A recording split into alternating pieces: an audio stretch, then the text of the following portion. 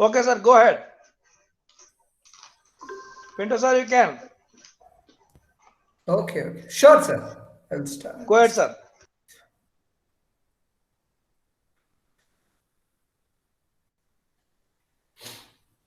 Okay. Good evening, everyone. I think last time we covered most of the topics of conjunctiva.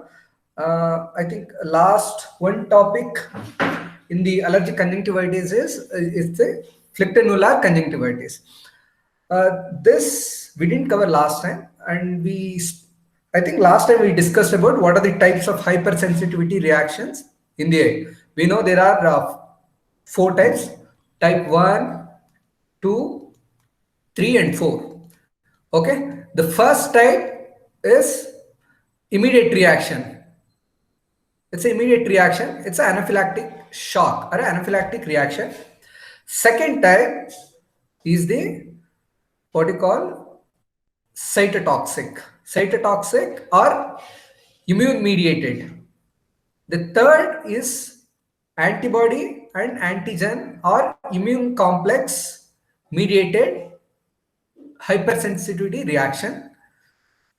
Okay, then you have the fourth type, that is a delayed hypersensitivity reaction known as a cell mediated hypersensitivity reaction. Okay, so what are the examples for each one? If you take type 1, last time we discussed all allergic conjunctivitis comes under this category, whether it is a VKC, hay fever, conjunctivitis, or giant papillary conjunctivitis, asthma, those things comes under type 1 hypersensitivity reaction. Then you have a type 2 where you have this type 1 is mediated by IgE mediated. Okay, IgE mediated. So we target this IgE and mast cells stabilizing agents when you treat the hypersensitivity reaction. Type 2 we have what you call cytotoxic. It's a IgM and IgG mediated reaction where you have what you call it's a cytotoxic, in the sense the antibodies will be directed against an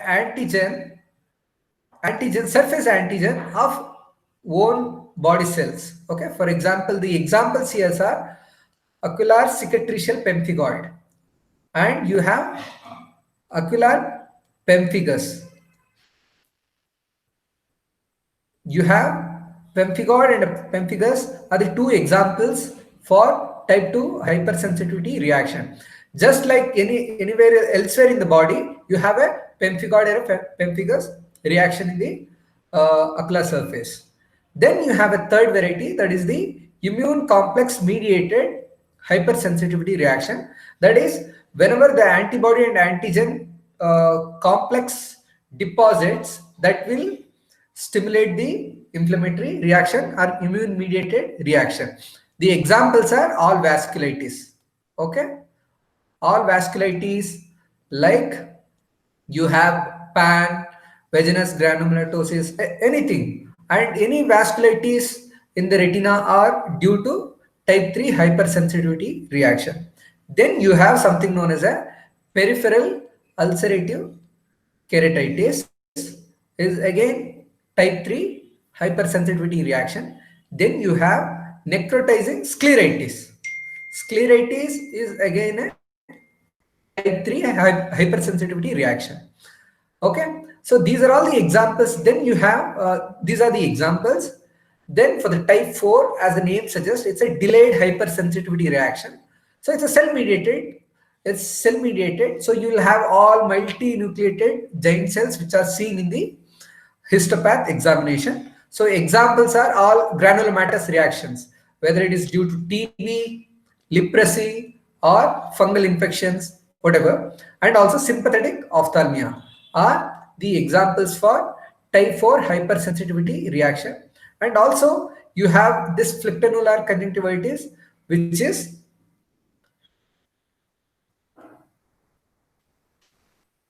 this is a type 4 hypersensitivity reaction. Okay, So this is a type 4 hypersensitivity reaction. Most common causes we know from our older textbook.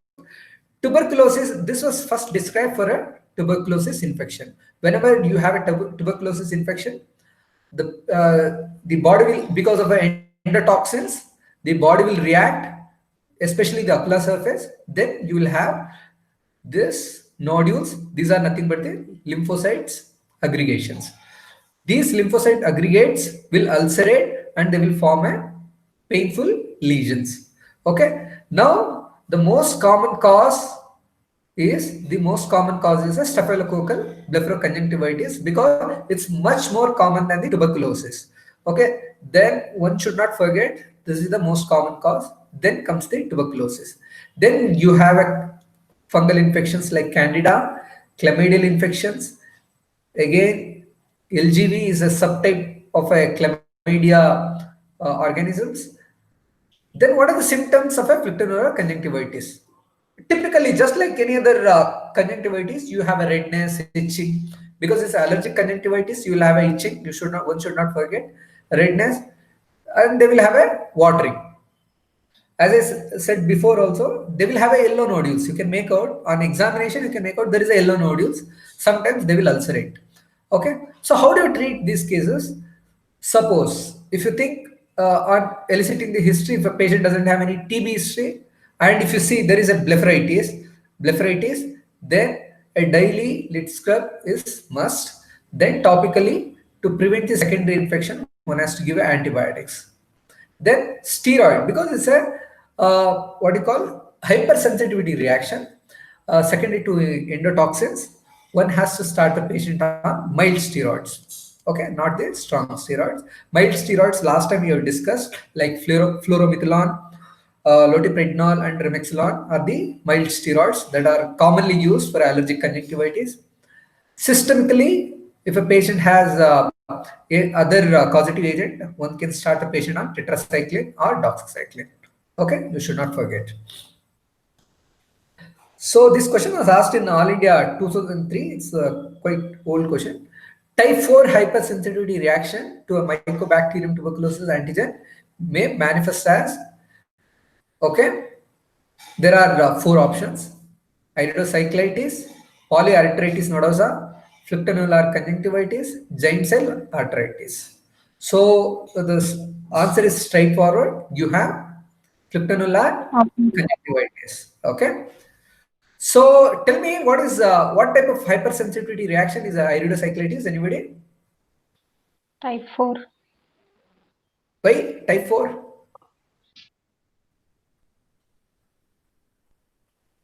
It can be. Okay, it can be, because sometimes we do see in a granulomatous iridocyclitis also. Yes, we do see. Sorry. So this is one of the reason. Type 4, or one more, you have type 2. Okay. What about polyarteritis nodosa? Anybody? Type 3, sir. Very good. Excellent. Okay. So you have antibody, antigen, immune complex. This will stimulate the cascade system. This in turn will leads to what you call all inflammatory mediators. Okay. This is how the what you call the pathway for type 3 hypersensitivity reaction. Phlyctenular, we have discussed. What about giant cell arteritis? Anybody? Type 3. Yes. See, the very simple logic is, if you understand what is the types of hypersensitivity reaction, how it works, and what are the examples, one should, I don't think you will forget in the exams. Okay. Instead of just by hearting, I think you should know what is the basic concept behind all the types of hypersensitivity reaction. Phlyctenular conjunctivitis is a type 1 reaction, type 2 reaction, type 3 reaction, type 4 reaction. Who will answer? Again, it's a straightforward question. Anyhow, you can just Type give it. 4. Type 4, correct. And Plus we endogenous. spoke about it's a endogenous toxins. Okay, endogenous. You have antigen. To the antigen, you have what you call the T cell will be stimulated. That will induce what you call the all what you call accumulation of all the multinucleated giant cells. Okay, around the antigen. A malnourished child from a poor socioeconomic status residing in a overcrowded and a dirty areas presents with a nodule around the limbus with hyperemia of surrounding conjunctiva in his left eye. He is also observed to have an axillary and a cervical lymphadenopathy. Which of the following is the most likely diagnosis? If you assume, okay, because now we are discussing this topic, you think maybe this is a easy question, but how do you go ahead and how do you just answer this kind of question sometimes? It's a malnourished child, okay? Poor socioeconomic status, all are the risk factors for developing tuberculosis, okay? Dirty areas. Then you have a nodule around the limbus. Got it? And the important thing is there is a cervical lymphadenopathy. That is a very important, okay, the important point in making a diagnosis. Which of the following is the most likely diagnosis? Options are A, B, C, D. You have Phlyctenular conjunctivitis, foreign body granuloma, VKC, Episcleritis. Okay. Again, what is the answer? Option A. Okay. So now my question is, what is the presentation of a foreign body granuloma? What do you expect? What do you know about? I think last time we discussed what is a foreign body granuloma.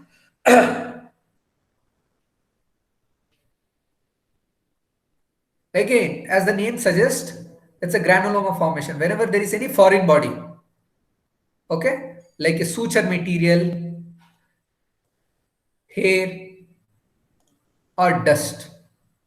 Around this, there will be accumulation of all multinucleated giant cells. So they will form it like a granuloma. Either it is a sessile variety, pedunculated or sessile variety, which arises from the conjunctival surface. Isn't it? Last time we discussed this. Huh? And whenever you touch, if you touch this, it will bleed. Okay. This is the what you call the clinical findings in a foreign body granuloma. If you touch, it will bleed, and you will have irritation, and you will have a history of either any cataract surgery or dust falling into the eye or hair follicle falling into, especially the caterpillar hairs and all. If it falls, that will produce a foreign body granuloma. You have VKC. VKC again is a straightforward. I think last time we asked, I think answered many questions related to VKC.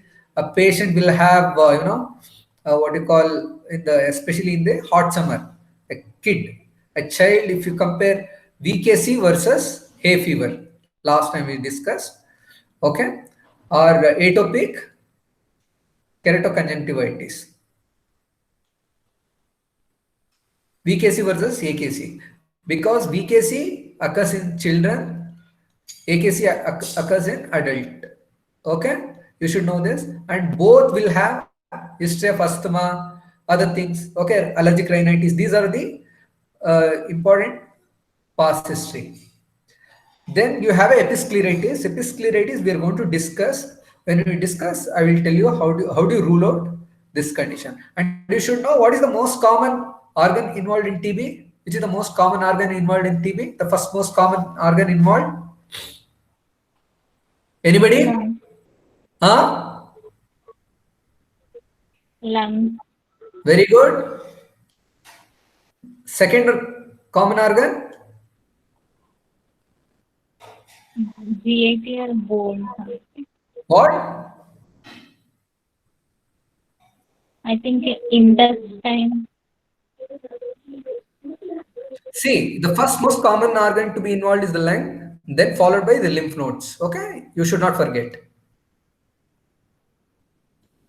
Lung followed by lymph nodes are the most common organ involved in tuberculosis. Okay. Coming to conjunctival degenerations. So that covers the whole allergic conjunctivitis. We have now some of the degenerative conditions of the conjunctiva. What do you mean by degeneration? Okay. Anybody? Degeneration means loss of function. There will be loss of function. Suppose uh, you have a conjunctival epithelium. Conjunctival epithelium, supposedly, what is its role? It has to spread the tear and it maintains the normal, healthy, what you call the ocular surface. Okay. Whenever, whenever the uh, whenever the cells are lost, or when the cells are lost, that means the function, there is a loss of function, then this conjunctival epithelium will be, what you call, will be have excessive amount of either any kind of material like collagen, or hyaline deposits. Okay. So whenever there is a collagen or a hyaline deposits, there will be a loss of function, and so this will leads to conjunctival degeneration. So what are the conjunctival degenerations we have? Most commonly, you have a pincuscula, then you have pterygium, concretions, conjunctivochalasis, and retention cyst or epithelial inclusion cysts. So let's see one by one, how do you differentiate these? Pterygium, I'm going to cover it in the subsequent slides. Conjunctival degeneration, out of which the first one you should know, this is the pincuscula. Okay, this is the pincuscula. How it differs from pterygium? If you look at the pincuscula, it's normally, it will have an apex which is directed away from the limbus. Okay, and normally it will be like a yellow in color, yellowish in color. And if you look at it's a yellow in color, apart from that, it doesn't have a much of a vascularity in comparison to pterygium. And if you look at the histopath, normally what is this? This is basically elastotic degeneration. What do you mean by elastotic degeneration? That means the normal epithelium is replaced by the accumulation of elastin tissue. Okay, because of excessive accumulation of elastin tissue, there will be a loss of functionality of the normal conjunctival epithelium that will result in a pincuscula. Okay, normally it's asymptomatic, it doesn't grow, but sometimes it can get inflamed and it can give rise to pincusculitis. So how do you treat this pincusculitis? You don't have to do anything for this. Only thing is, only if it becomes so normally if it becomes inflamed, you give the patient, you can put the patient on lubricating eye drops. Very simple. Okay, never put the patient on any unnecessary steroids and all. Then you have concretions. What are concretions? Basically, the concretions are nothing but it's a accumulation of pockets of all dead cells.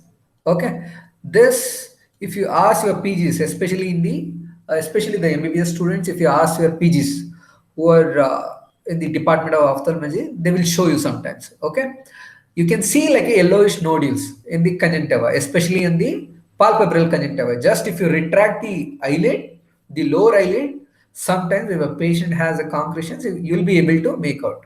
Okay, so they are well defined. You will be able to see on the slit lamp elevated lesions, just like the fat droplets, a collection of accumulation of the fat, you will be able to visualize. Then, so how do you treat these concretions? If a patient has a very severe irritation in the eye, you can put the patient on lubricating eye drops, or else you can just, if patient is not able to tolerate the irritation, you can puncture and you can just take it out with a 26 gauge needle. Okay, very simple. If they are not in multiple, if there are only few, less than 5, you can just take out with that 26 gauge needle. Then you have this is conjunctivochalasis. Okay, What is conjunctivochalasis? That means just like a dermatochalasis, it's a lax and a redundant conjunctiva which what you call forms a fold at the lower eyelid. You can make out here. Okay. When it forms what you call the folds here, okay, that will interrupt the what you call the normal tear stability.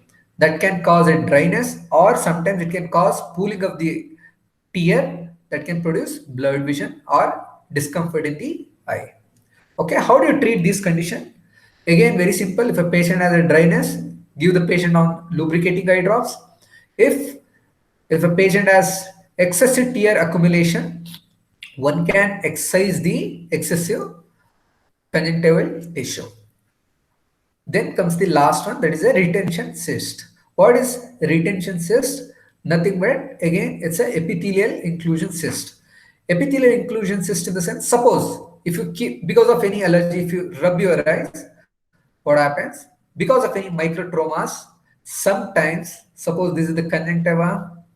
Whenever there is a microtrauma here, okay, the epithelial cells from here will get impinged into the interior part of the conjunctiva.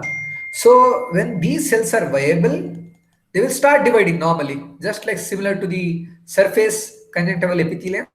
Similarly, inside the what you call the substantia propria, they will start dividing because they are viable cells. Once they start dividing, they will form like a cyst. Okay, so these are the cysts. How do you treat this epithelial inclusion cyst? So you can just puncture. There's a simple way, but there will always a possibility that it can recur. So sometimes you need to excise the in toto. Coming to the last degenerative condition of the conjunctiva, that is the pterygium, and the most important topic among all the degenerations of the conjunctiva. So how do you define pterygium? Pterygium is a fibroelastotic degeneration. We know what do you mean by degeneration.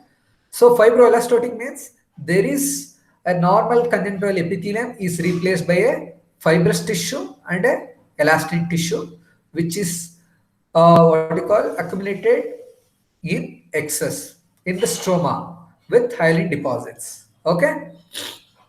So what are the risk factors for a pterygium? You should know always, one should not forget, you see ultraviolet. Most common is the ultraviolet UVA radiation basically. Okay, if you take the whole, suppose this is the light. Okay, light, this is the light. How do you divide the light? Basically you have based on the wavelength,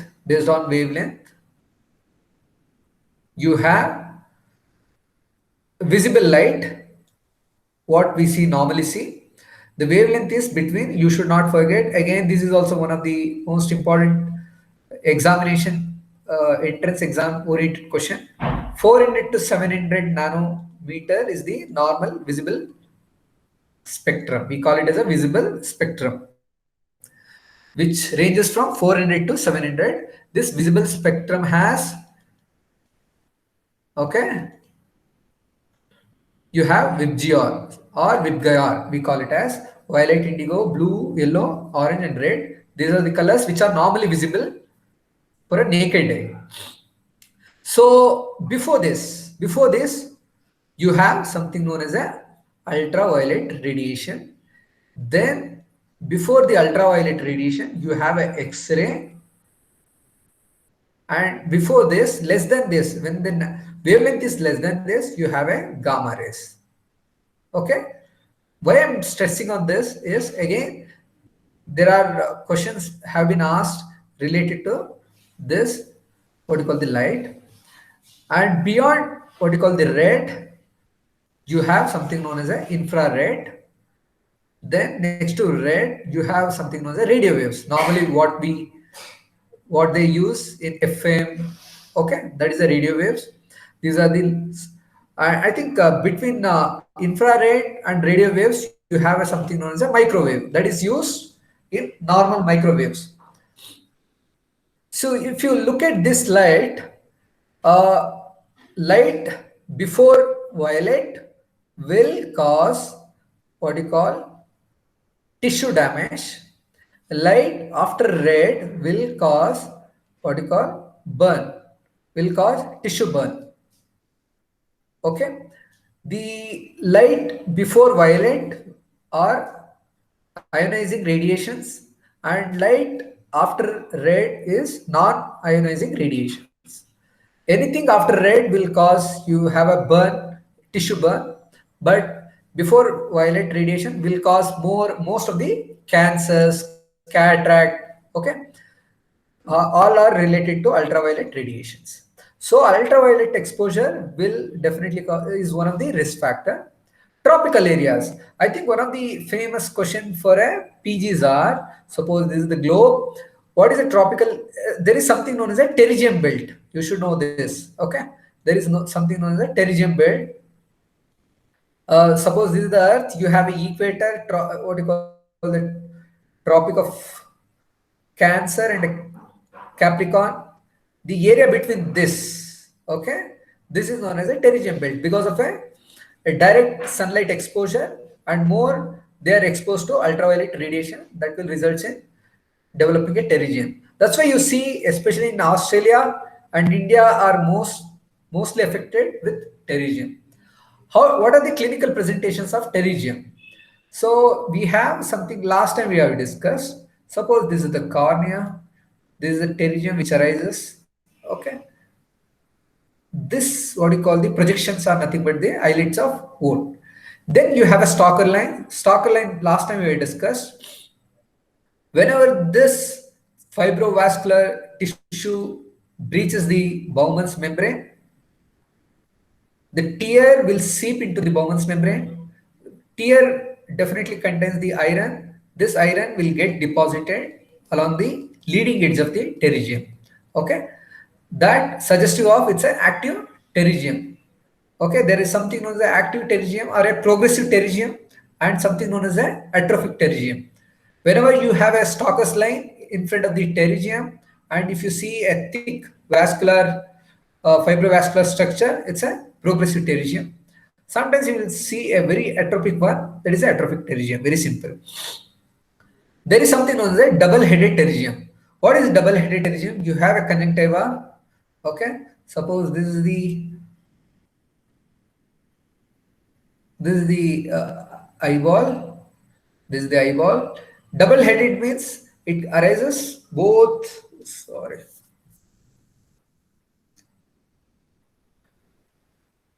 Both nasal and a temporal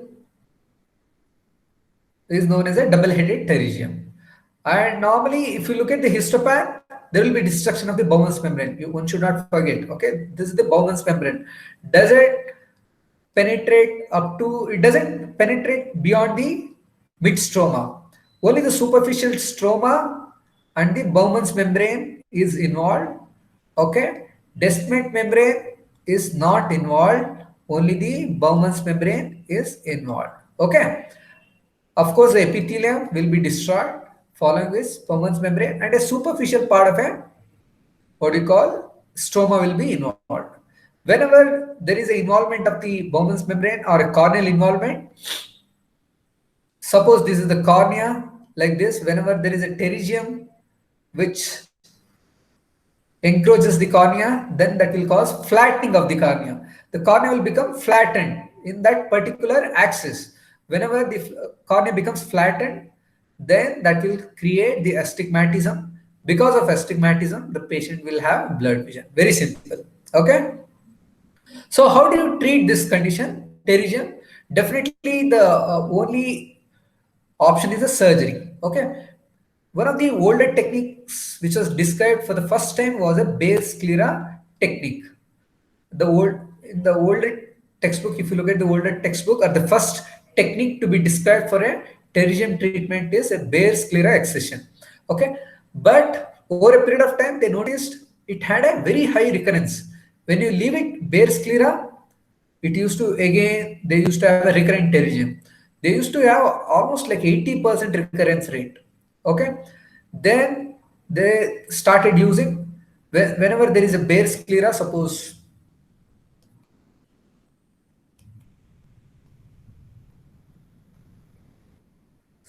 this is the pterygium, you exercise, there is pterygium, this is the bare sclera, this is the bare sclera. So because of a high recurrence, they started covering this part with amniotic membrane graft. Okay, even it had a better results than the bare sclera technique, but definitely again this also had a recurrence. So then they started using what you call antimitotic, or to reduce the scarring, they started using mitomycin C. This also had a very excellent results in comparison to AMG, but if you use a higher concentration, this will cause corneal melting. Okay, corneal melting. So recently, the best technique for what you call pterygium surgery will be conjunctival autograft. Conjunctival autograft, what do you do in a conjunctival autograft? Suppose if you have a pterygium like this, okay, this is the pterygium. What we do is, this is the eyeball. So now you excise this part, pterygium here. You take a conjunctiva from a temporal aspect, a same dimension conjunctiva will be taken, and you cover this, what you call the defective area, with the a graft which is taken, that is known as a autograft. That is a conjunctival autograft. You cover it so that, what is the basic idea behind this? Normally, whenever patient is exposed to ultraviolet radiation, that will damage the stem cells, limbal stem cells. So because of which there will be growth of fibrovascular tissue. So we are trying to, just what you call re-establish the new stem cells from elsewhere. We are taking it from some other place of the same eyeball. So we are taking it from the temporal aspect and we are putting it so that that will prevent the growth of the fibrovascular structure. So this has less than 20% of recurrence rate. So this is the best technique for a pterygium in a pterygium surgery.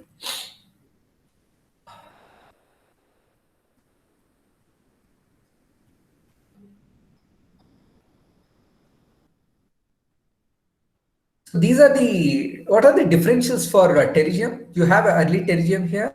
Okay, this is the early pterygium. You have an early pterygium. What is this? Anybody?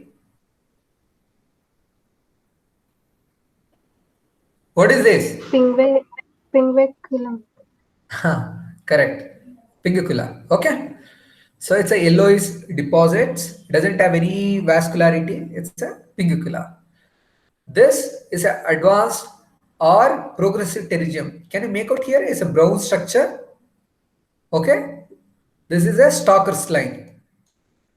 And these are the islets of oak. You can make out. This is covering the pupillary area. Once it start covering the pupillary area, patient will have a blurred vision. So this is the indication for doing a surgery. What is this? Anybody? So one of the differential is, this is a pseudopterygium. Okay, what do you mean by pseudopterygium? Whenever any the two raw surfaces of the eye, like for example a bulbar conjunctiva and a palpebral conjunctiva, when it becomes, normally they are lined by epithelium. So whenever they are in contact, they are not going to get fused, or they are not going to form any syncytial formation. But because of any kind of injuries like a chemical injury or thermal injury, whenever the epithelium get damaged, these two surfaces becomes raw. When the two raw surfaces comes in contact, they will get fused, they will form a cicatrized surface that is known as a symblepharon. Very simple. And so how do you differentiate? This also looks like a pterygium. If you look, this also looks like a pterygium, but it's coming from a different part of the, what you call, eye. Normally, if you look at the pterygium, either it comes from nasal side or from the temporal side. These are the normally are the only two places from which normally the pterygium comes. We have seen patients getting from somewhere else also, but they are very rare. But look at this. This is coming from inferior aspect. Okay, this is a pseudopterygium. That means it's because of a symblepharon formation. The two surfaces have been fused. That is known as a symblepharon. Symblepharon. Okay. So how do you differentiate a symblepharon from a pterygium? There is something known as a probe test. Okay. When you pass a probe beneath this symblepharon, you can pass. That is, it's a probe test is positive. Because this is a fibrovascular structure, so you can't pass any probe underneath the pterygium. Okay, so you can't pass a probe test in pterygium. This is one of the important differentiating tests between the pterygium and a pseudopterygium. Let's answer some of the questions. This question was asked in AIMS 2010. Stalker line is seen in very simple. Again, it's a pterygium. It's a pterygium. What are the other lines? Last time we discussed. What is Fleischer ring? Um, I can't hear you. What is Fleischer ring? Anyone who attended last class? In a keratoconus. What did you see in a keratoconus? Keratoconus. Okay. Around the cone, sorry, you have iron deposit. What are the other deposits or line you have? What is Hudson-Stally line? Arts line, sir. Arts line, very good. What is arts line?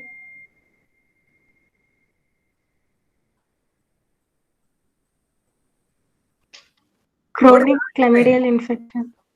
It is a diagnosis in chronic chlamydial infection. Yeah, very good. Trichomatis. Okay. Trichomatis, keratopathy, or especially the conjunctival involvement, especially in the upper eyelid. Okay, last time we saw that. A white line. Normally it should be like a pink, but there will be a band which runs parallel to the lid margin. That is a arts line. Okay. What is Hudson-Stally line? Last time we discussed. What is this? See, if you see, the simple way to remember everything is you have to revise. Okay? How do you remember a song? Very simple. How do you remember a song? If you listen for once, you're not going to listen the lyrics. Very simple. If you listen 4 or 5 times, you're going to remember. Similarly, especially in at least in the medical field, you should be able to. If you read, and I don't think it's very difficult to remember everything. At least even if you remember around 50 to 60%, it's well and good. Okay, if you want to remember almost like a 90%, you need to revise. Okay, you have to revise. Very simple trick, especially in a medical field. Very simple. So last time we did Hudson-Stally line. Though it becomes unnecessary, but we will discuss so that you will remember everything. Okay. Last time we discussed, we see whenever eyelids are closed, the eyelids, upper eyelid will come in contact at upper two-third junction and lower one-third junction. Okay, this is the junction where the upper and the lower eyelid meets. Whenever the patient sleeps, a normal person sleeps, here the tear meniscus will be formed. Whenever the patient sleeps, because the tear contains the iron, that will get deposited here, that will form a line like this. Okay, that is a Hudson-Stally line that we discussed last time. This is the Fleischer ring. Okay, what is KF ring? KF ring?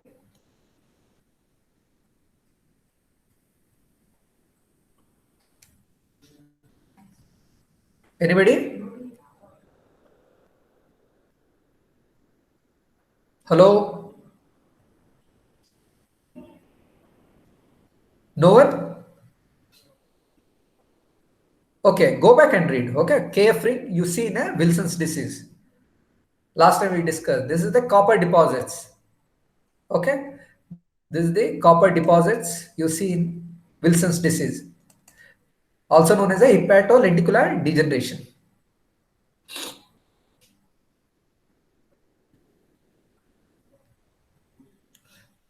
Pterygium, all are true except arise from any part of the conjunctiva, can cause astigmatism. Surgery is the treatment of choice. UV exposure is a risk factor. Stromal defect is seen. Who will answer? Option E, sir. Last one. Again, arise from any part of the true. We are talking about the true. Okay? And which is the wrong answer here? So you mean to say the first option is correct? What's your name?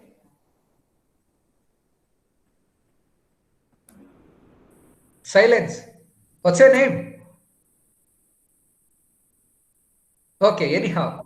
Sir, Sirisha, sir. Uh-huh. My name is Sirisha, sir. Sirisha. Okay. Sirisha, why do you think E is wrong? I told you, right? Pterygium can arise Yeah, either superficial from... part. Yes, sir. Yes, No. sir. See, A is not a correct answer, right? Arise from any part of the conjunctiva, is it correct? Just in the Nay. previous... See, did you remember here? I told you, right? Double-headed pterygium. Either it arises from the nasal side or from the... Either it Temporal comes... side. Okay, there are only two options. Okay, I have never seen anybody, any patient having a superior or an inferior pterygium till now in my clinical practice. This you have to keep it in mind. Okay, so the first option is wrong answer. Arise from any part of the conjunctiva doesn't make any sense. Can cause astigmatism. Yes, absolutely, isn't it? Yes, sir. Yeah. Surgery is the treatment of choice. Right or wrong? Yes, sir. Right. Correct. Okay. Yes, sir. That is also ruled out. Then UV exposure is the risk factor. The risk factor. Yes, sir. Correct. Okay. A stromal defect is seen.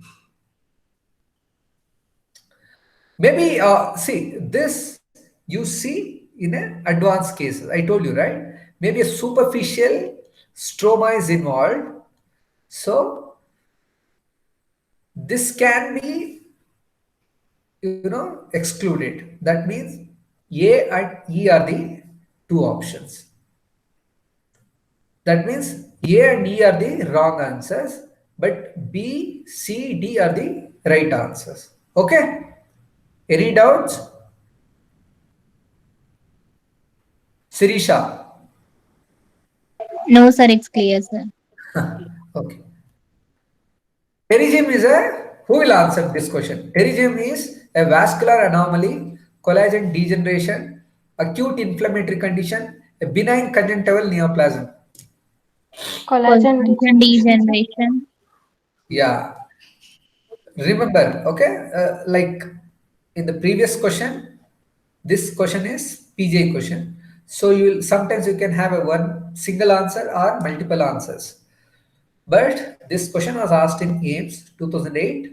So we expect only a single answer. Yes, definitely. Though it's a vascular, it's not a truly vascular like a, pyogenic granuloma. Okay. Pyogenic granuloma, which is a vascular structure, highly vascular structure. But yes, this is a correct answer. This is not a inflammatory reaction. Okay, just like if you have a conjunctivitis, it's not a inflammatory reaction. Again, this is not a neoplasm. Okay, Why is not a neoplasm? Sirisha? Anyone else? Why is not a neoplasm?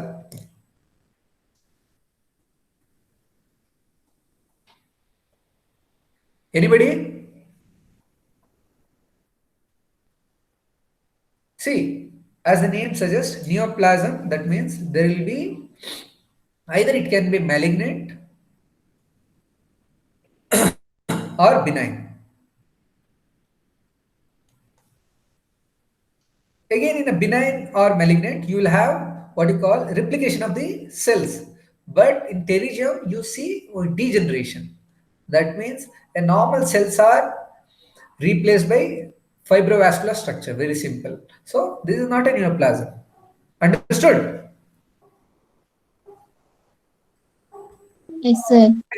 Okay. Which of the following is true about pterygium? Who will answer this question? I am not going to read out the options. Just read the question and who will answer this question? Option C, sir. Option C. This. Correct. Very good. What's your name? Sirisha, sir. Probe can be Probe passed cannot to the be- pterygium. not- That is the wrong answer. Okay. This is very important. One should not forget. Okay. So such questions will be asked many times. You should not forget.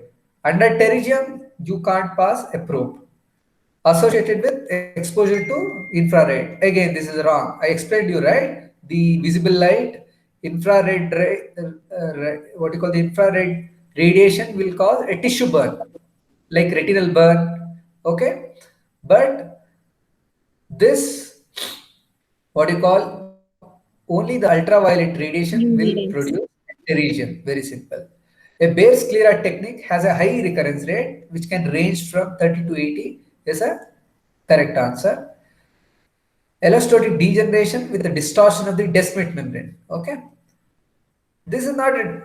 I told you. Maximum it can extend if this Up is the to down. superficial stroma. Yes, only the superficial stroma, not beyond that. I never seen any patient having involvement of what you call the descemet membrane. So this is also ruled out. Suppose if a patient had Bowman's membrane here, definitely this could have been one of the answer. Okay. Subconjunctival cyst is seen in toxoplasmosis, cysticercosis, leishmaniasis, and Chagas disease. This we will answer in the next class because again we need to discuss all the infections. Okay, like suppose if you have toxoplasmosis, mainly this involves the retina. This involves the retina. This will cause what you call a macular scar formation. Okay, cysticercosis, just like a neurocysticercosis, also known as a NCC. They call it as a neurocysticercosis.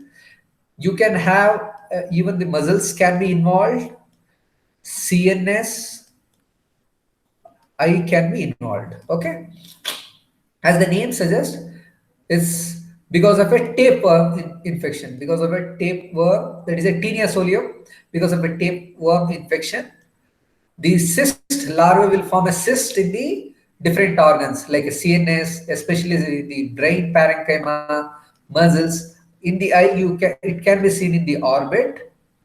It can be seen in the muscles, extraocular muscles.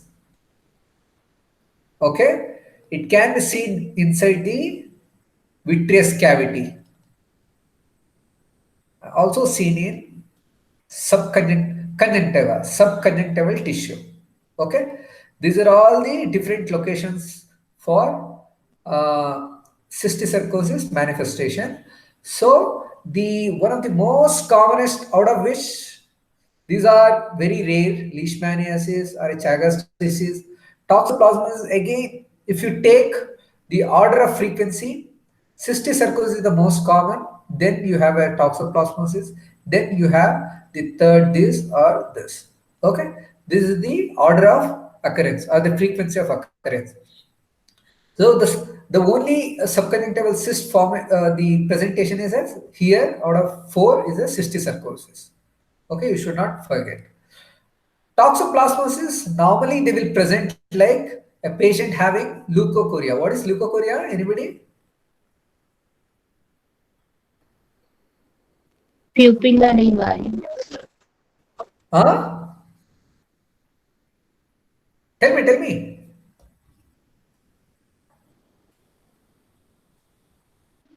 Something related to pupils, whitish. White reflex. You are in your exam going or MBBS student? Third year, sir. Third year, very good. See, it's basically it's a white reflex. White reflex. Maybe in the next classes, okay, we'll discuss. Not in the next classes. Maybe suppose when I'm talking about the lens, we will discuss about this white reflex, and then we will discuss about what is leukocoria.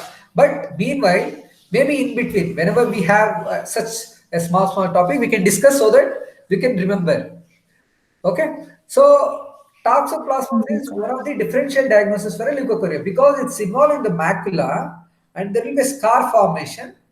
The scar will look like something like a white reflex. Normally there will be a red reflex, but because of the scarring, you will see there will be white reflex. Very simple.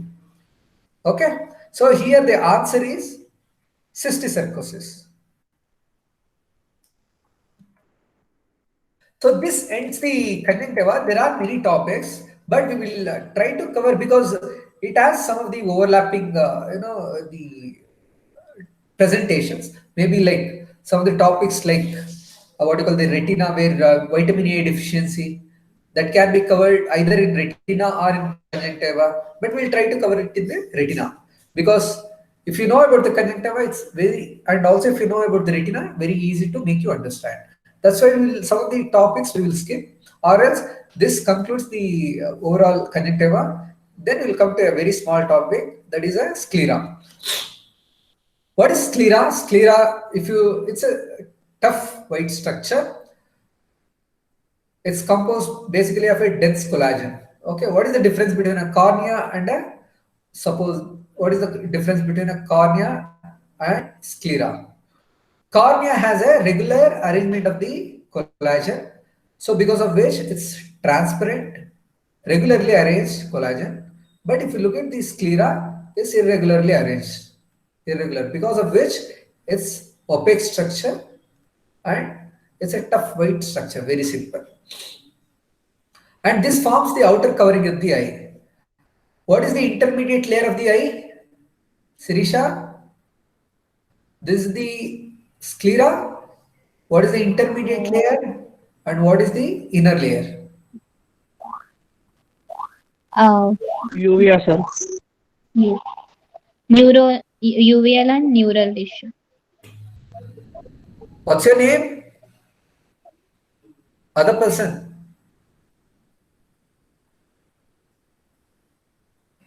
See, if you look at this diagram, okay,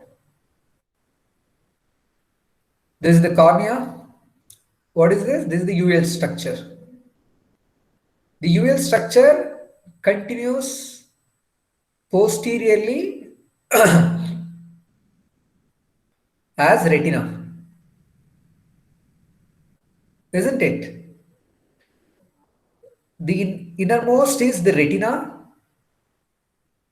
Innermost is the retina. Then next to that, outside you have choroid.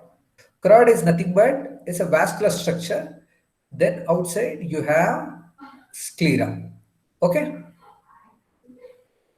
This is how they are arranged. Outermost sclera, then you have choroid, then you have retina. This is with regard to the posterior part of the eye. Anterior part, you have outside you have cornea. Intermediate, you have UL structure. Then in the center, you have lens. Very simple. Okay. So coming to the thickness, when you talk about the thickness, thickest posteriorly. At the insertion, it's around 0.6, and at the limbus, sorry here. So I think I don't think you'll be okay. So around 0.8, but the thinnest is just behind the extraocular muscle. Suppose this is the eyeball. You have extraocular muscles. Okay. Here you have around 0.6 mm. Just behind that is the most thinnest part. It's less than 0.3 millimeter. Okay. So this is very important landmark. One should not put lot of pressure in this part, or else that can, what you call, that can rupture, that can give rise to glue perforation. So that is very important. What is the normal corneal thickness? Anybody? Mohan is there? Last time who was there? Mohan. What is the corneal thickness? No idea, sir. Okay. Corneal thickness in the center, which ranges from 0.5 to 0.6 millimeter. Okay. At the periphery, how much? 1 to 1.2. Very good. Excellent. Excellent. Okay. So it's the thickest. So you should know. So when you read any topic, and you should read the related topics. That's why you're not going to forget majority of the stuff in, at least in ophthalmology. So this is the structure. If you look at the structure, some of the important landmarks. This is the cornea. The posteriormost part of the cornea, it ends like a ridge known as a Schwalbe's line.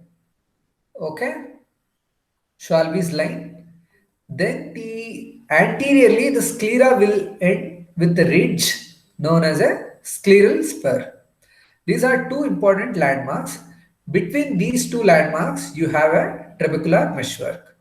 So the anterior most point of trabecular meshwork is Schwalbe's line. The posterior most end point of a trabecular meshwork is scleral spur. This is the diagram showing what are the structures you'll able to visualize in the anterior segment. This is the anterior segment view. This is the Schwalbe's line. You have a trabecular meshwork, whether it is a non-pigmented or a pigmented. Then you have this white band known as a scleral spur. Coming to some of the disorders of the sclera, sclera can have inflammation, infection, tumors, or some of the congenital abnormalities. Episcleritis is out of the all inflammations. Episcleritis is the most commonest one. Again, as the name suggests, sclera has what you call, just above the sclera you have something known as the episclera. Overlaying that you have a conjunctiva. Okay. Inflammation of the episclera will give rise to episcleritis, and it's a benign disease. And normally what happens, sometimes even the superficial lamellas of the sclera can be involved. What are the causes? It's any allergic reactions to any endotoxins, which falls into the category of collagen diseases. Normally, if you take, it's very common in young adults and very common in females. What is the symptoms? Just like any other inflammatory reactions, you can have redness, pain, and normally it's a recurrent episodes. Once you stop the medication, again you will have a recurrence. Based on the the pattern, either it can be a diffuse variety where the margins you can't able to delineate the margin, or sometimes it can be well defined lesion, that is a known as a nodular episcleritis. Normally the location will be temporal in temporal locations. How do you treat mild varieties? You don't have to give anything except for lubricating eye drops. Moderate to severe cases, based on the symptoms, one can start the patient on steroids, or you give topical steroids, or the other option is topical and systemic NSAIDs. Okay, either one plus third one, depending upon the symptoms. And what are the normal NSAIDs we use? Either ibuprofen or indomethacin. Next, we have a scleritis. Scleritis can be of two types. One is anterior scleritis and a posterior scleritis. Anterior scleritis can be either non-necrotizing or it can be necrotizing. Okay. When the blood vessels are involved, they will cause blockage and ischemia that will give rise to necrotizing scleritis. When the vessels are not involved, it's either nodular, just like a scleritis, it can be nodular or diffuse scleritis. Necrotizing scleritis are either with inflammation or without inflammation. Okay, this is the simple classification of anterior scleritis. Posterior scleritis doesn't have any classification. Majority of the anterior scleritis, more than 50%, are associated with connective tissue disorders. Posterior scleritis, majority of the cases doesn't have any no systemic involvement. Okay, so coming to the anterior scleritis, because as the name suggests, there will be involvement of the sclera. How do you make out there is a scleral involvement? When you look into the these are the photographs I will show you. You can make out on slit lamp examination, the lesion will be elevated like this. Okay, this is the elevated lesion. You can make out. This is a nodular variety of a scleritis, where you can make out the well-defined margins. This is a diffuse variety, is a complete what you call engorgement of the vessels and complete elevation of the whole sclera. You can make out there is no well-demarcated margin. This is a diffuse variety. So majority of the cases are bilateral. Most commonly it affects women. Again, whether it is episcleritis or scleritis, women are most commonly affected. As I told you, 50%, more than 50% has a connective tissue disorders like PAN, rheumatoid arthritis, SLEs, or whether it is ankylosing spondylitis or vaginous granulomatosis. What are the ocular causes for anterior scleritis? This is very important again. Okay. Apart from, see, rheumatoid arthritis is the most common involvement of anterior scleritis. What are the ocular causes for anterior scleritis? Herpes zoster. Okay, you should not forget. Cataract surgeries, very simple. Again, any ocular surgeries will produce anterior scleritis, possibilities of anterior scleritis. Similarly, among the infections, it's a herpes zoster ophthalmicus. So what are the differentiating point between the non-necrotizing, necrotizing? As the name suggests, it doesn't have any sloughing of the sclera. Okay, just like any other inflammatory condition, it will present like a redness, pain, discharge. They will have bluish discoloration. Then, as I told you, it can be either diffuse or a nodular varieties.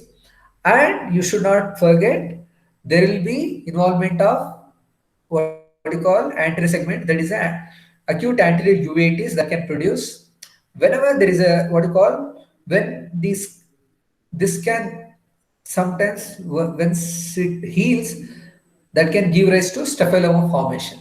Okay, once the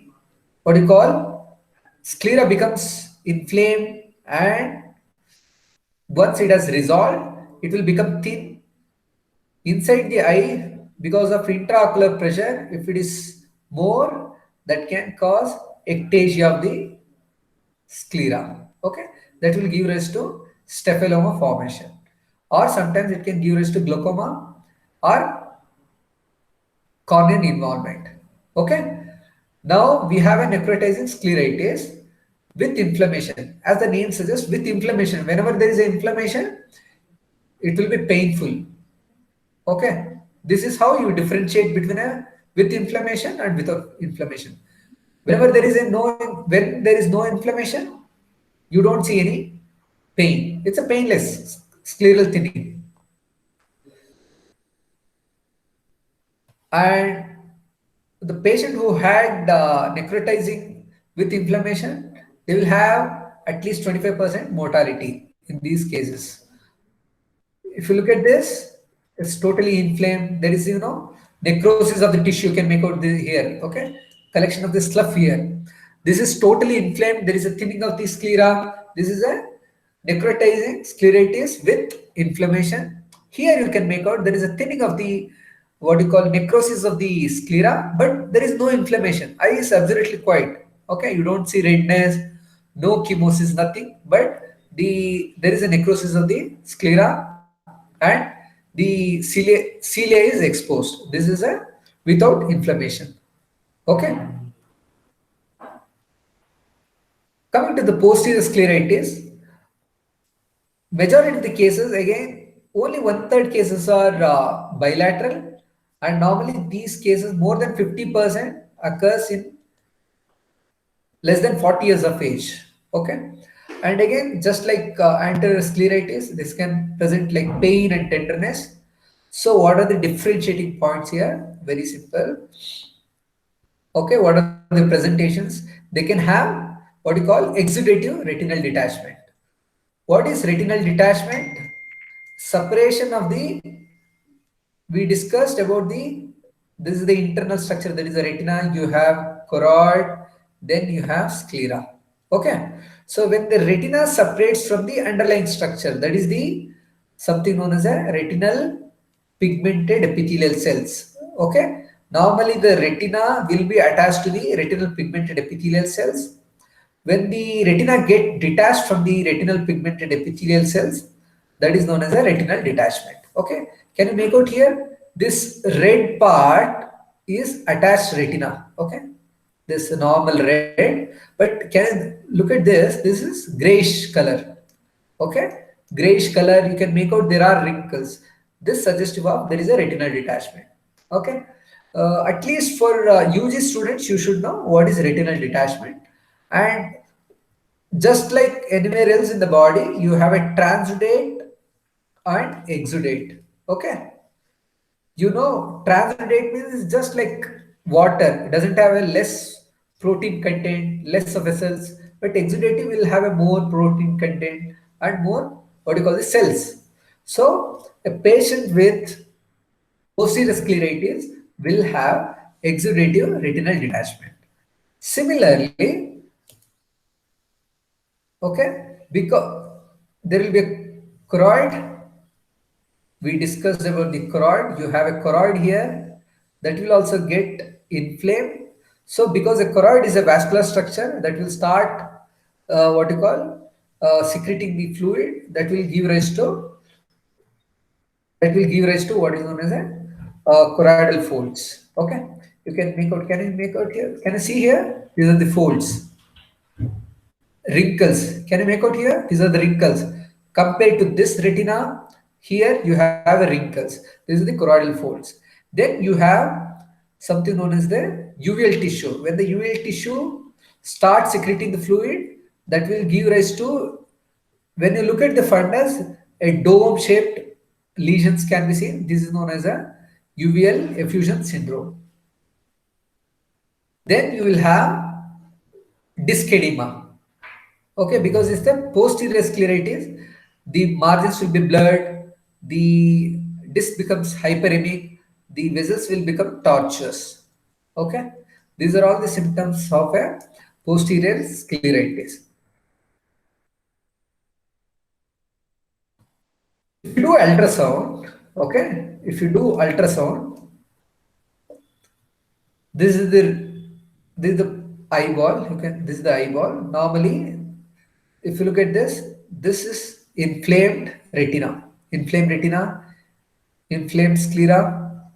Between the sclera and the retina, there is a, can you see this black structure? Okay, this is known as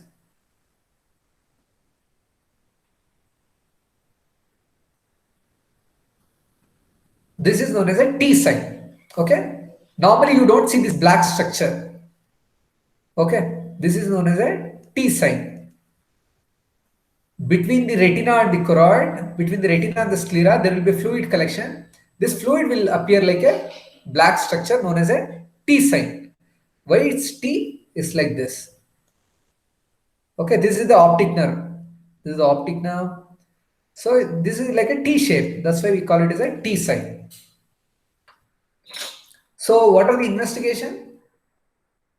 Cheap and non-invasive is the USG, and fast, very fast, ultrasound. CT sometimes if you don't have a USG, what you call access, then you can do CT or MRI.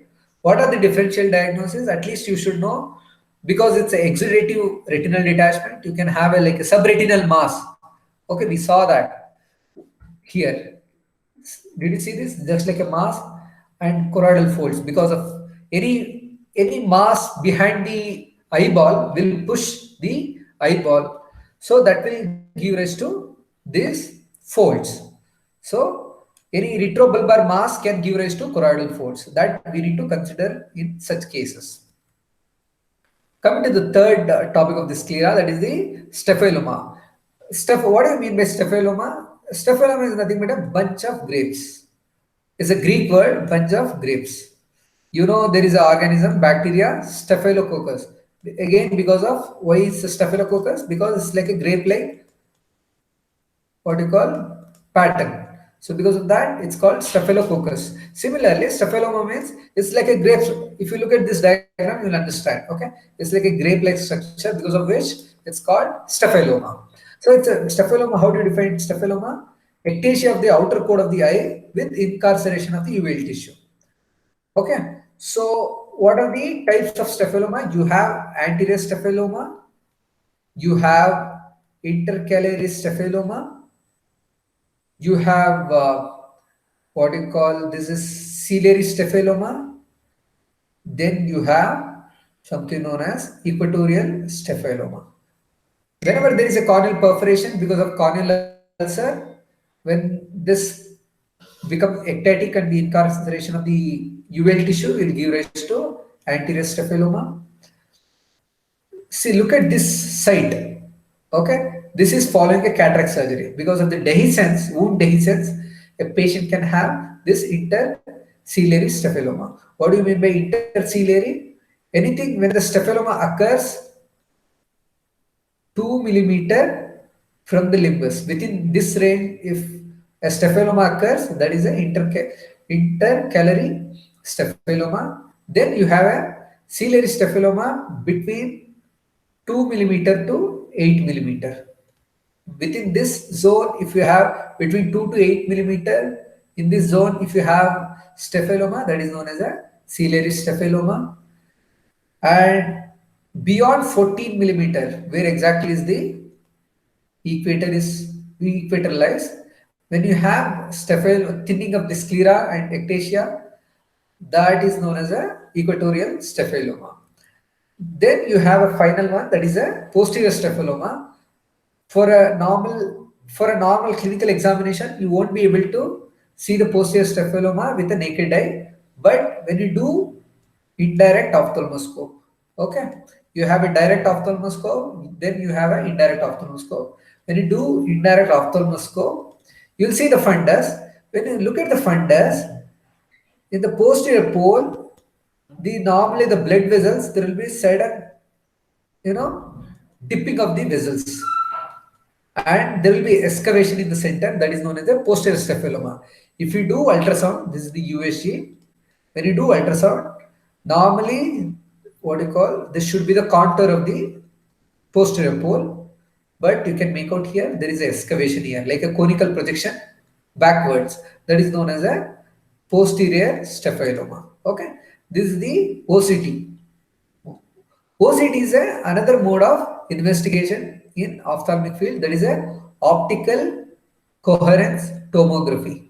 Okay, that will give the cross-sectional image of the all the structures of the eye. Here you can make out this is the retina, then you have a choroid, then you have a sclera. Okay, so here you can make out the normal contour is, suppose this should be the normal contour. There is a conical projection posterior. So this is a posterior staphyloma, and posterior staphyloma, they can have fairly good vision in comparison to any other types of this. If you look at this, definitely you don't expect a good vision in these patients, at least, especially in anterior cephaloma. But yeah, in case of posterior cephaloma, we do expect a fair vision in these patients. So let's answer one question here. This was asked in 2011 and 2009. Thinnest portion of the sclera is seen where? Anybody?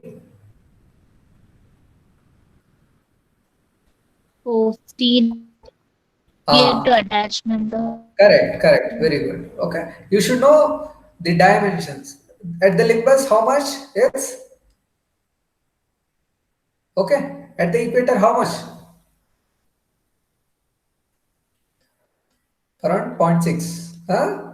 Anterior to the attachment, again, around 0.6. Okay. Posterior to the attachment, it's less than 0.3. Okay. Yeah, good. Most common systemic association of scleritis is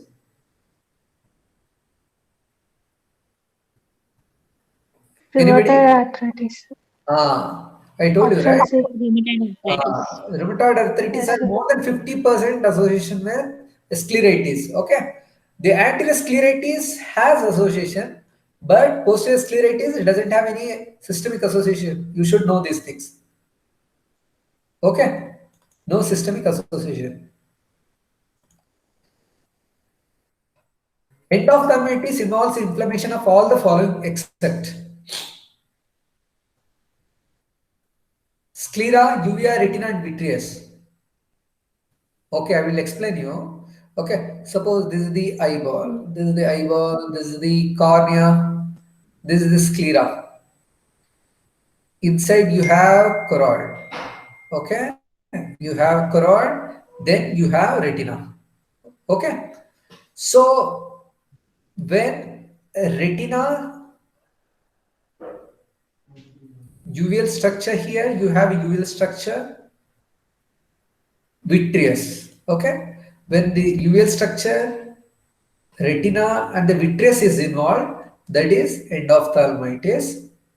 Okay, when vitreous, choroid, retina, choroid, and even the sclera is involved, okay, that is panophthalmitis.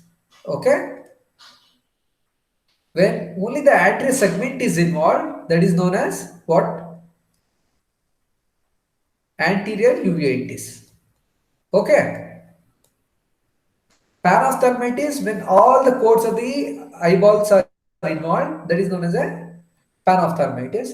Endophthalmitis, only the uvea, vitreous, and the retina. This, I think we can just skip. Maybe in the subsequent classes we can cover because it's not related here, but simply I put because I was thinking if I have a time I can explain you these things. So how do you treat staphylomas basically? So just I wanted to cover here, how do you treat staphylomas whenever you don't have a vision, when the patient doesn't have any vision? So we do either evisceration or we do enucleation. Okay, so evisceration, when a patient has a painful blind eye and a patient has a staphyloma, we do evisceration. What do you mean by evisceration? We scoop out all the contents of the eyeball, like uveal tissue, lens, vitreous, and the retina, the choroid, everything we will take out except for maybe a part of the cornea we will keep it, and including the sclera we keep it. Scleral cavity needs to be kept so that we want to place an implant inside. So it's a what you call, especially in the case of painful blind eye, we do evisceration. When do you do enucleation? Suppose if you suspect there is an intraocular tumor. Okay, whenever there is an intraocular tumor, you can't do such thing. Like you are going to scoop out everything, and you are exposed to the body will be exposed to the all contents of the eye. So Suppose if you scoop out in a case of intraorbital tumor, if you try to do evisceration, you are going to what you call spread the tumor into the elsewhere in the body. Very simple. Okay, you are not supposed to do that. So evisceration is absolutely contraindicated in intraocular tumors. You should not forget. This is one of the important point. How to differentiate and what is the treatment for intraocular tumors? It's a enucleation. Okay, so we are taking out in toto the eyeball. So we want to save the life. Okay, unless you remember, we want to save the life so that you take out the eye, total blind eye. You take out and you place the what you call implant inside the orbital cavity. Then you close it. Very simple. Once this is closed, it looks like this. Okay, a patient after enucleation, you can make out the inside. They have put an implant and they have closed the conjunctival layer by layer. So once this is done, these are the prosthetic eye. These are the prosthetic shell, we call it as. You place it inside. This will give a cosmetically good results. Okay, so one should not forget intraocular tumors like melanomas, retinoblast. Either it's a retinoblastoma or intraocular melanomas are the most common tumors. Retinoblastoma is most common intraocular tumor in children. Melanoma is the most common intraocular tumor. Okay, you remember these points. Intraocular tumor in adult. Again, these are very important points. So whenever you have an intraocular tumors, you are not going to do evisceration. It's the enucleation is the surgery of choice. You should not forget. And whenever you do evisceration, before evisceration, suppose if you have a case like this, you are planning for evisceration. Before evisceration, one has to document ultrasound of the posterior segment to rule out intraocular tumor. That is a must. Okay, one should not forget. In any cases of staphyloma, you have to do ultrasonography to rule out intraocular tumors.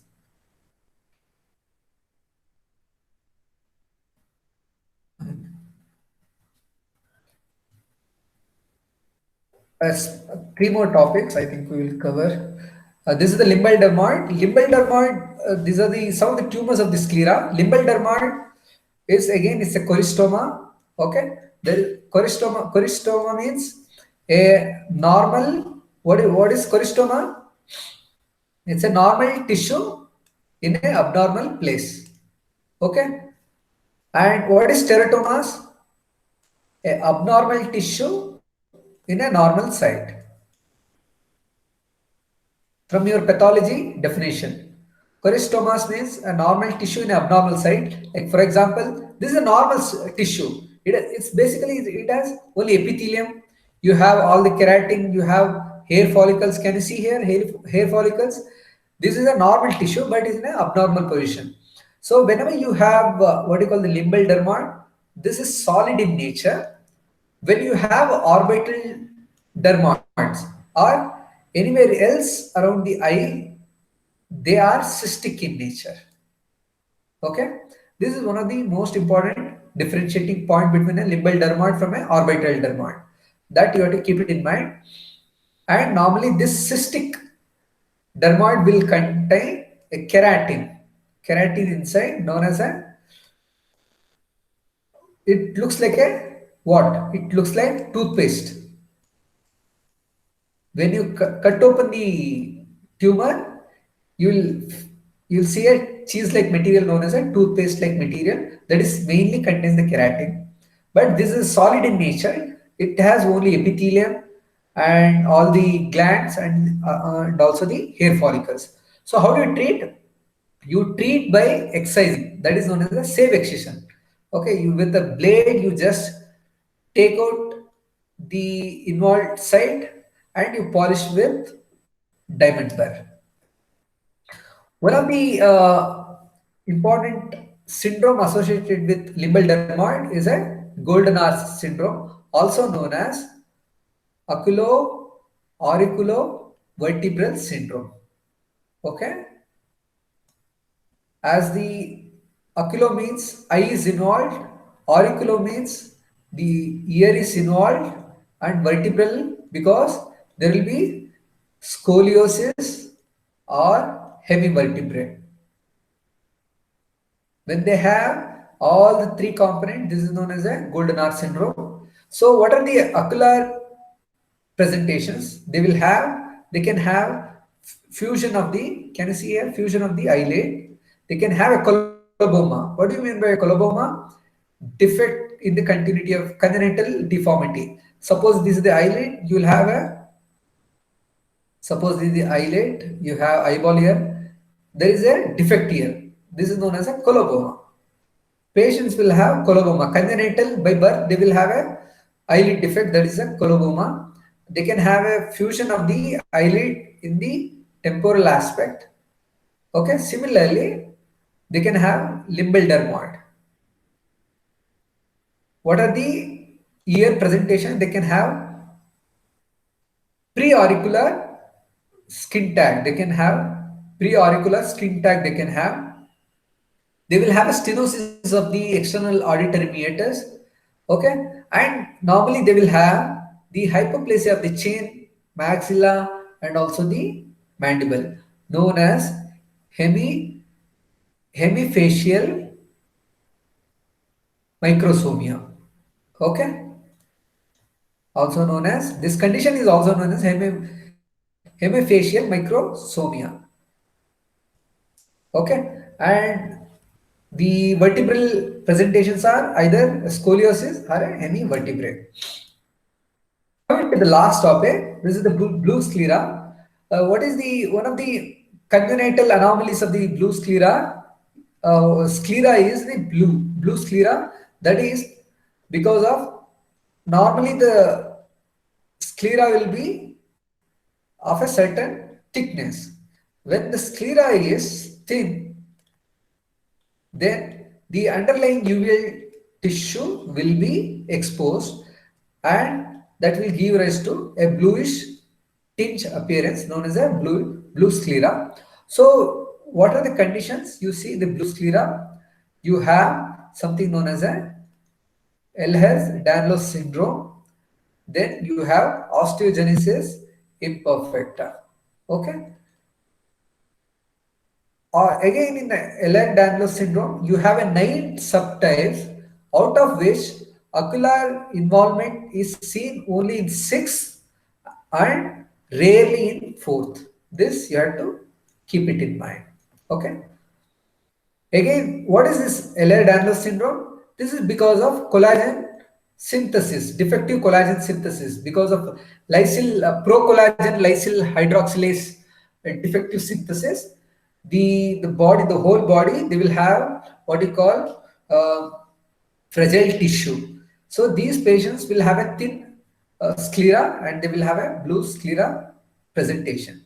Similarly, you will have a osteogenesis imperfecta, again one of the collagen 1 defective synthesis, and in this again there are multiple what you call the classification, out of which ocular involvement is seen in 1 and 2A.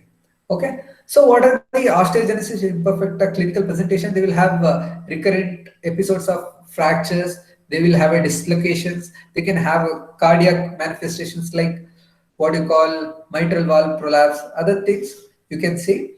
And the most important, there are many other syndromes also, but one has to keep in mind these are the most commonest syndromes associated with blue sclera. With this, I think we will conclude our topic. That we will, I think, with this we have covered majority of the conjunctiva and the sclera. Anybody has any doubts? They can ask.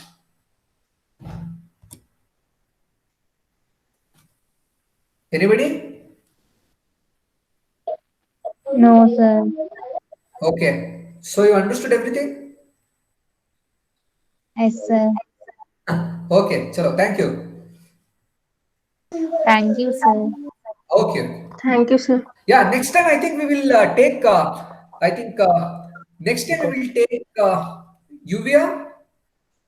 Okay. Okay, sir. So you read and come. Uvea, maybe I think like before one class, I will just announce what we are going to cover in the next class so that you can read and come. If you read and come, you can, I think, you will also understand better. Okay? Sir. Okay, sir. Ah, Hello, sir. ah, Is celiac spur and scleral spur are same? what? Is scleral spur and celiac spur are same or different? Scleral spur and Celiac spur. no, no, no, no, no. That is different. Coelex blue. No, no, no, no. That is different. Okay? Okay, sir. Ah, thank you. Okay, sir. Thank you, sir. Aha, thank you, sir. Okay, sir.